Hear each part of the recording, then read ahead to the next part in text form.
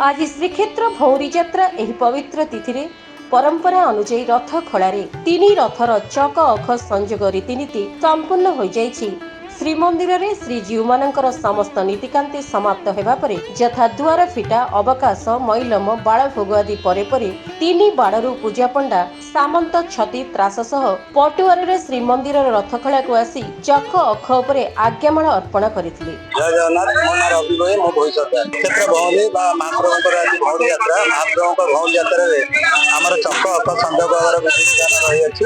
सेति निमते आम चक भी आम बाहर को काढ़ी सारी चक एवं अख बाहर लोक मैंने आनी पकड़ सारिया सेवक मैंने या आम समस्त अपेक्षा कर महाप्रभुंकर आज्ञामाल को महाप्रभु आज्ञामाल पहुंची सारा उपस्थित आम प्रथम निर्देश दिखती आम प्रथम महाप्रभु बलभद्र अख चक संयोग कर श्रीक्षेत्र महाप्रभु रीतिनीति अनुजाई भौरी यात्रा दिन चक अख संयोग करने निमंते महाप्रभु आज्ञा प्रदान कर भाव में अक्षय तृतीया दिन रथ अनुकूल कराए। आज भौरी यात्रा दिन रथ चक संयोग करने निमंते महाप्रभु आज्ञा प्रदान कर आज्ञा प्रदान करने फल रथर पूर्णांग कार्य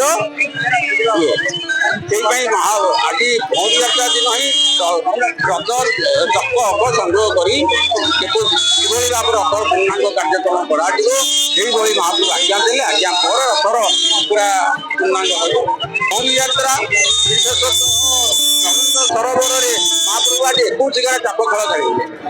भौरी नरेंद्र महाप्रभु रीतिनीति पर विजय कर सारापर विमान चंदन सरोवर में 21 गार नीति चाप खेल हुए जोटा कि नौका विहार 21 गार करती। प्रथमे कमर सेवक एवं महाराणा सेवक निजर पाणीपका कार्य संपूर्ण कला परे चक को अख संयोग पई निर्धारित स्थान को नेइथिले एवं एहा परे आज्ञामाल विजय हला परे अन्यान्य नीतिकांति संपूर्ण होइतिला।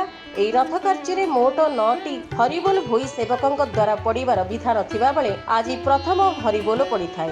पुरीरू कविता गुरुंक रिपोर्ट, रिपब्लिक ओडिशा, साधारण लोकंक स्वर।